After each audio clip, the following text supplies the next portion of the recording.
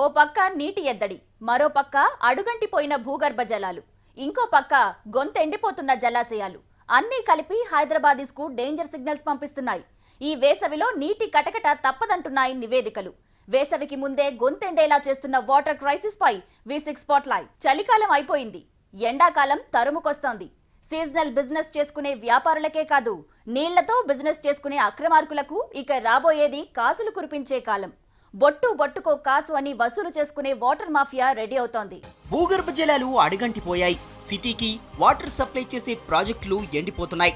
Supply చేస్తున్న మరికొన్ని ప్రాజెక్టులు ఇవాళ్ళలో రేపు అన్నట్టున్నాయి. వేసవి రాకుండానే హీటెక్కిస్తోంది వాటర్ క్రైసిస్. బోర్లేస్తున్నాం, నీళ్లొస్తున్నాయి. వాటికి తోడు తాగడానికి మంజీరా, కృష్ణా నీళ్లున్నాయనుకుంటున్నారా? ఆ నిబ్బరానికి ఇక చెల్లుచీటి పాడాల్సిన రోజులొస్తున్నాయి.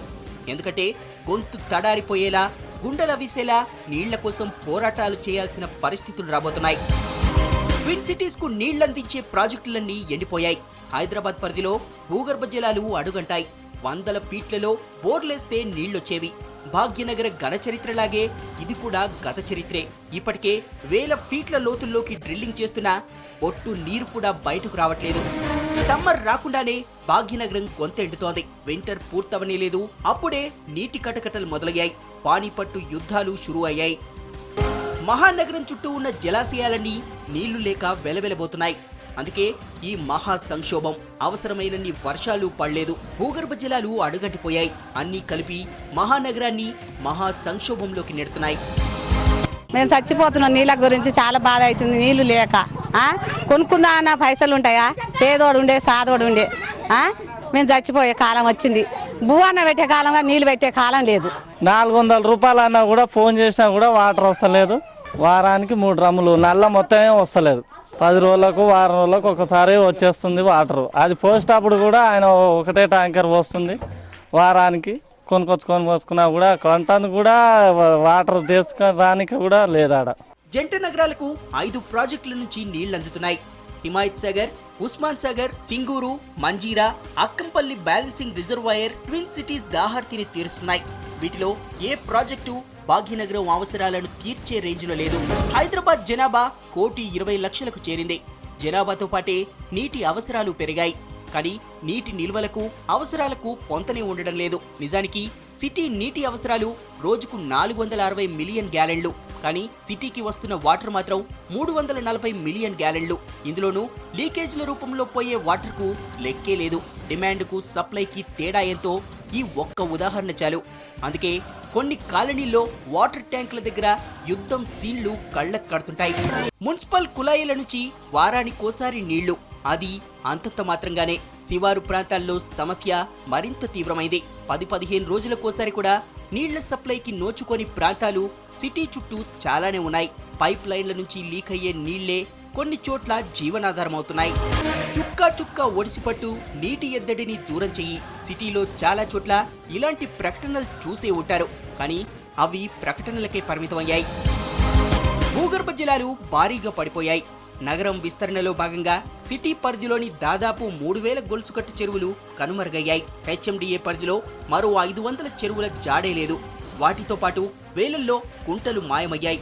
ఇక దాహార్తి తీర్చే పరిస్థితి ఎక్కడుంది? పంచభూతాల్లో నీరొకటి, కానీ అదిప్పుడు మార్కెటింగ్ వస్తువైపోయింది. డబ్బులు తీసుకుని సరైన ప్యూరిఫికేషన్ లేని నీటిని అంటగడుతున్నారు కొందరు నీటి వ్యాపారస్తులు.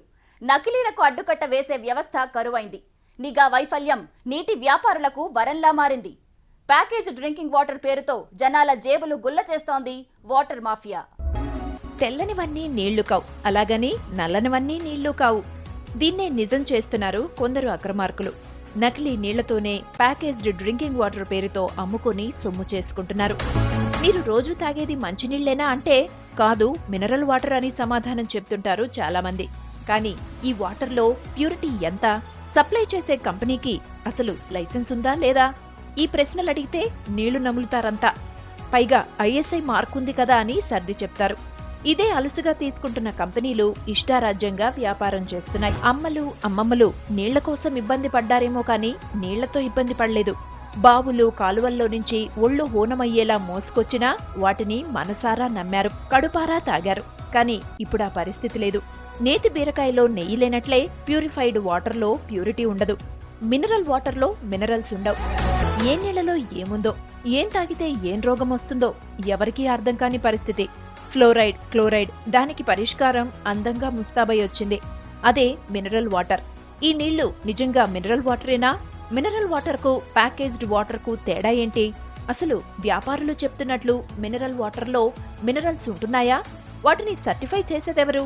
కనీసం తాగే వాళ్ళకెవరికైనా ఎప్పుడైనా ఇలాంటి డౌట్ వచ్చిందా అంటే అన్నీ శేష ప్రశ్నలుగానే మిగిలిపోతాయి. రోజు 8 లీటర్ల నీళ్లు తాగితే చాలు, ఆరోగ్యానికి ఎంతో మంచిదంటారు. బాడీలో వాటర్ లెవెల్స్ కరెక్ట్గా ఉంటే అందానికి అందం, ఫిట్నెస్ కు ఫిట్నెస్ అని చెప్తుంటే సంబరపడిపోతుంటాం.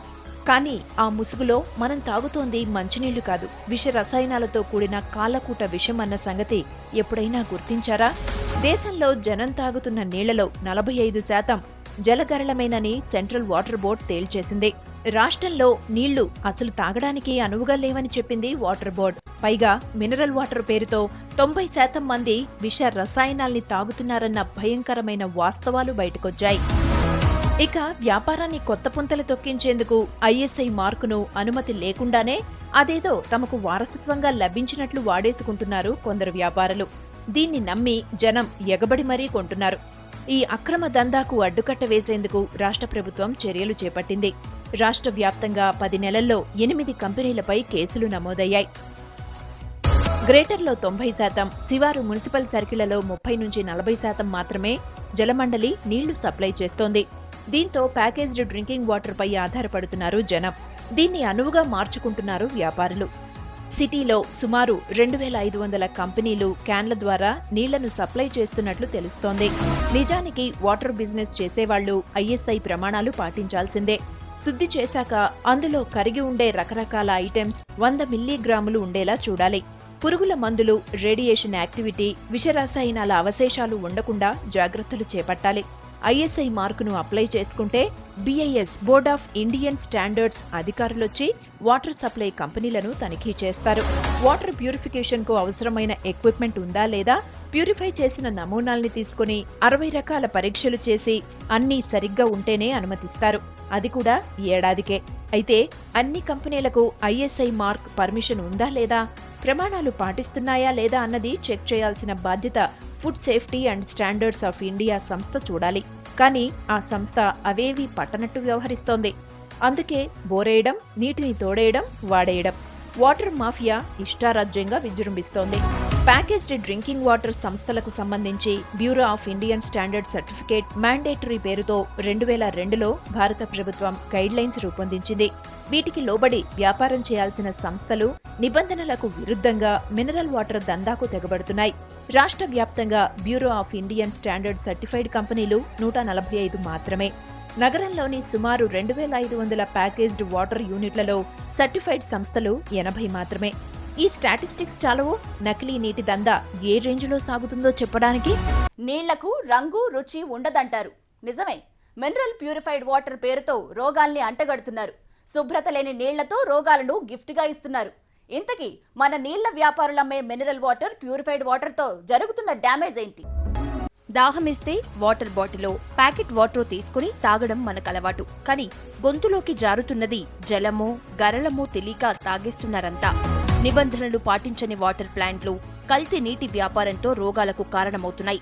ఓ మినరల్ వాటర్ ప్లాంట్ ఏర్పాటు చేయాలంటే కనీసం 25 లక్షలు ఖర్చవుతుంది. దాంతోపాటు ISOతో పాటు ఇతర పర్మిషన్లు తీసుకోవాల్సి ఉంటుంది.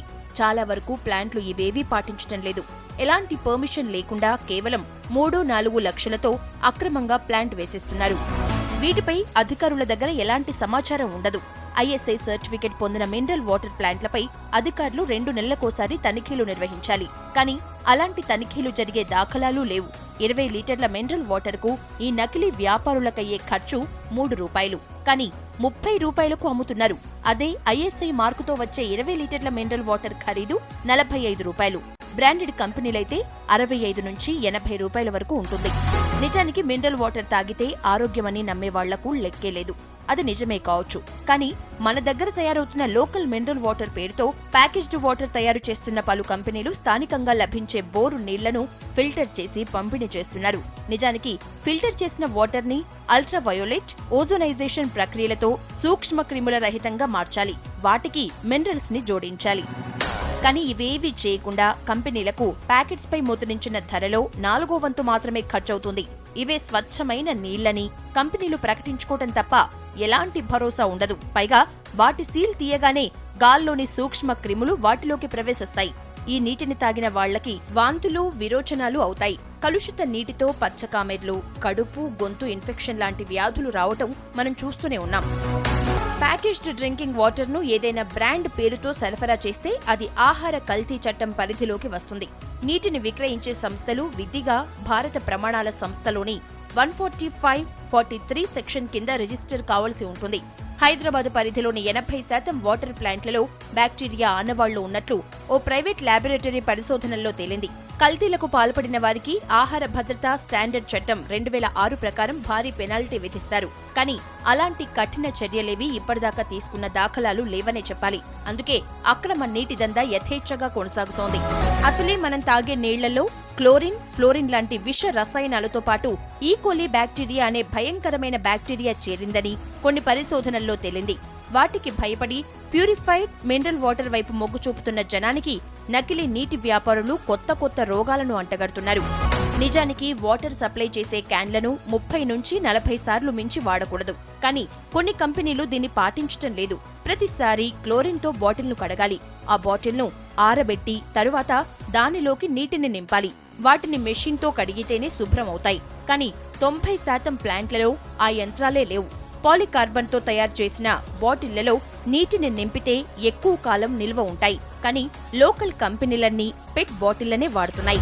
గ్రౌండ్ వాటర్ అనేక పద్ధతుల తర్వాత మినరల్ వాటర్ గా తయారవుతుంది. ముందుగా ఏరియేషన్ ద్వారా నీటిలో ఆక్సిజన్ లెవెల్ ని పెంచాలి. ఆ తర్వాత శాండ్, కార్బన్ ఫిల్టర్ ద్వారా ప్యూరిఫై అయ్యాక మైక్రాన్ ఫిల్టర్స్ ద్వారా శుద్ధి చేయాలి. దీని తర్వాత యాంటీ స్కేలెంట్ యాడ్ చేస్తారు. ఇంకా వాటర్ మిగిలిన సాల్ట్స్ లో తొలగించడానికి రివర్స్ ఆస్మాసిస్ పద్ధతి వాడతారు. దీనితో నీటిలో సాల్ట్ వాటర్ ఓ పక్కకి, 98% ప్యూర్ వాటర్ మరో పక్కకి వస్తుంది. సాధారణ జలంలో టోటల్ డిజాల్వ్డ్ సాల్ట్స్ అధిక శాతంలో ఉంటుంది. BIS నామ్స్ ప్రకారం 6.5 నుంచి 8కి ఉండాలి. ఈ ప్రాసెస్ ద్వారా మెగ్నీషియం, పొటాషియం, సోడియం లాంటి మినరల్స్ యాడ్ చేస్తారు. MNCలు కెన్లే, ఆక్వాఫినా లాంటి కంపెనీలు 2 సార్లు రివర్స్ ఆస్మోసిస్ చేస్తాయి. చివర్లో అల్ట్రావయోలెట్ రేస్ ని పంపుతారు. ఆ తర్వాత ఓజోనేషన్ చేస్తారు. ఇది బ్యాక్టీరియా పెరగకుండా చూస్తుంది. బ్రాండెడ్ మినరల్ వాటర్ కంపెనీలు తీసుకునే జాగ్రత్తలు ఇన్ని రకాలుగా ఉంటే మన దగ్గర లోకల్ ఫిల్టరైజేషన్ ప్లాంట్లలో ఆ స్థాయి ప్రమాణాలు ఎక్కడా కనిపించవు. మినరల్ వాటర్ తయారు చేసే కంపెనీలు 1 లీటర్ వాటర్ తయారు చేయడానికి దాదాపు 10 లీటర్ల నీటిని వృధా చేస్తున్నాయి. దాంతో భూగర్భ జలాలు భారీగా వృధా అవుతున్నాయి. దాంతో నివాస ప్రాంతాల్లో, పంట పొలాల్లోని బావులు, బోరు బావులు ఎండిపోతున్నాయి. వాటర్ వేస్టేజ్ ఈ రేంజ్ లో వేస్ట్ అవుతున్నా ప్రభుత్వాలు ఈ వాటర్ మాఫియాని అరికట్టలేకపోతోంది. ప్రపంచవ్యాప్తంగా అన్ని దేశాలు పాటిస్తున్న జల విధానంలో నీటి వినియోగానికి తాగునీటిదే ప్రథమ ప్రాధాన్యత. అదే ప్రాధాన్యతను మన ప్రభుత్వాలు పాటించాలన్న డిమాండ్లు ఉన్నాయి. కానీ మన దేశంలో ప్రభుత్వాలను కార్పొరేట్ కంపెనీలే ప్రభావితం చేస్తున్నాయి. ఈ అక్రమ దందాలకు అడ్డుకట్ట వేయాల్సిన బాధ్యత ప్రభుత్వాలదే. లేకపోతే దాహం తీరక గొంతెండి చనిపోయే రోజులు దూరంలో లేవు. రాబోయేది ఎండాకాలం. జనం జేబులకు చిల్లు పెట్టేందుకు మినరల్ మాఫియా రెడీ అవుతోంది. పడిపోయిన భూగర్భ జలాల్ని కాపాడుకోవాలన్నా, నీటి ఎద్దడిని అరికట్టాలన్నా వాటర్ మాఫియాను అరికట్టడం ముఖ్యం. దీనిపై ప్రభుత్వం స్పందించాలి. జనం దాహార్తిని తీర్చాలి. ఇది V6 స్పాట్లైట్.